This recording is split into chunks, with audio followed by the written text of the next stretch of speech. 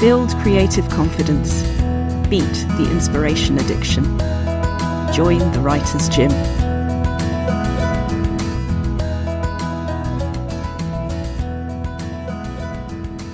One of the things that really stuck with me from last week's interview with Victoria Dowd was that just beautiful, relatable image of the little girl going to her parents' bookshelf and discovering Agatha Christie for the first time.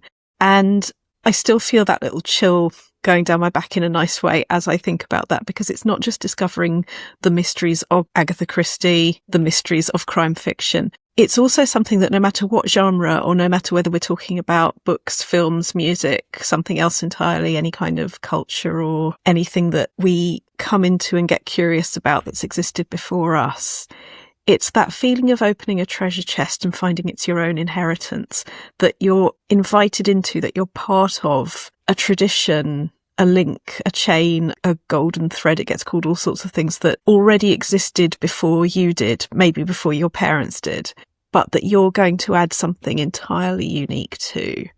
I feel so lucky and so happy whenever I notice something like that I found my own personal connection with, but is bigger and connects me to history and future. It can be religious, it can be cultural, it can be music. It's just whatever it is for you. It may not be crime fiction, it may be something completely different.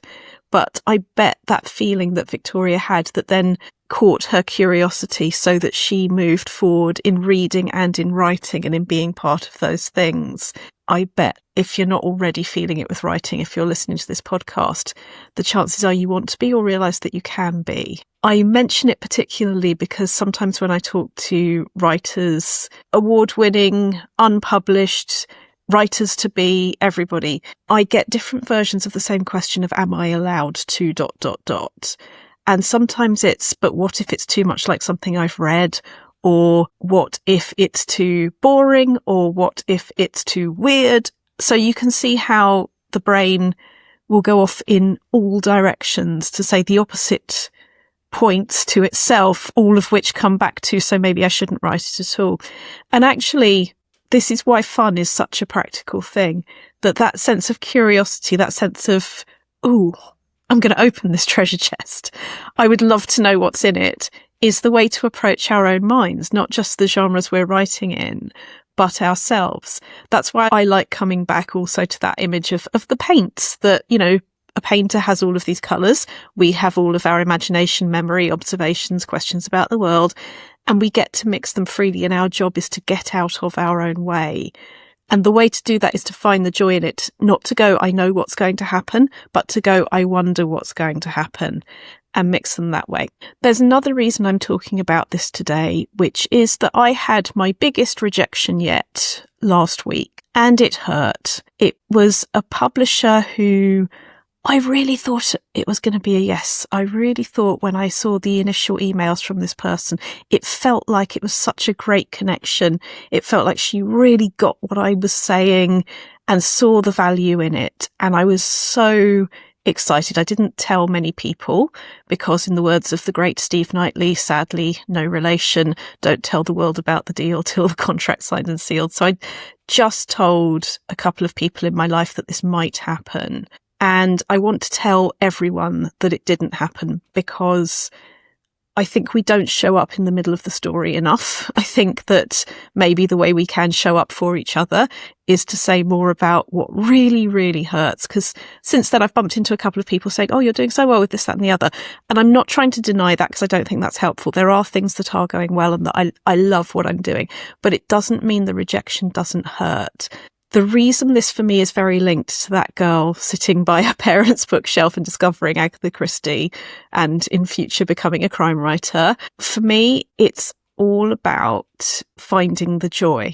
What I've had to do with that rejection is notice but not allow my brain to go, oh, it's not working. Because clearly it is working. To have got as far as I did, there's something there. And it can be so easy to let what's not going well be louder and let that tell you what to do next.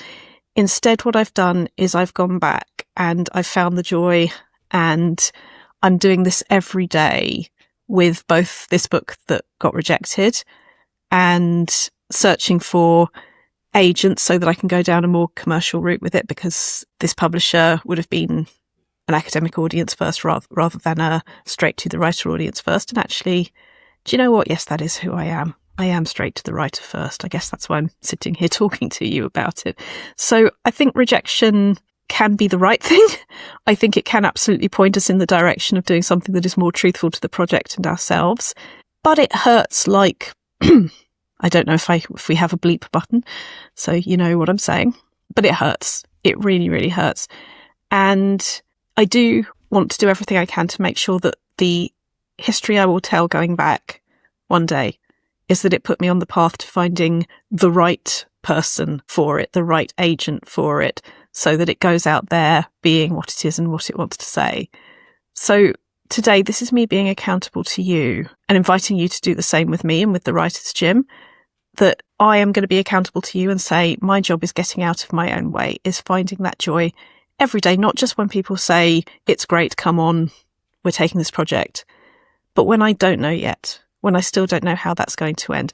So whether that's coming to a blank piece of paper and knowing that in answer to all those am I allowed to's, the answer is absolutely, you're allowed to, and you're more than allowed to. It's the only way in, is follow your curiosity.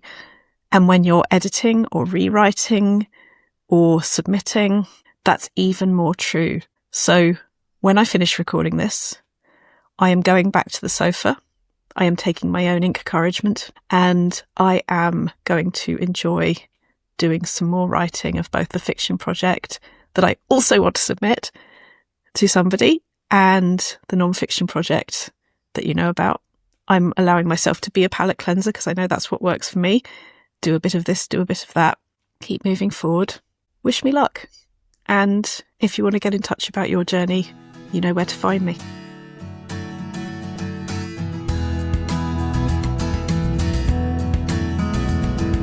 You've visited the Writers' Gym with author and coach Dr. Rachel Knightley. Production and sound design are by Ashley Lexine, and theme music is by Chris Gregory.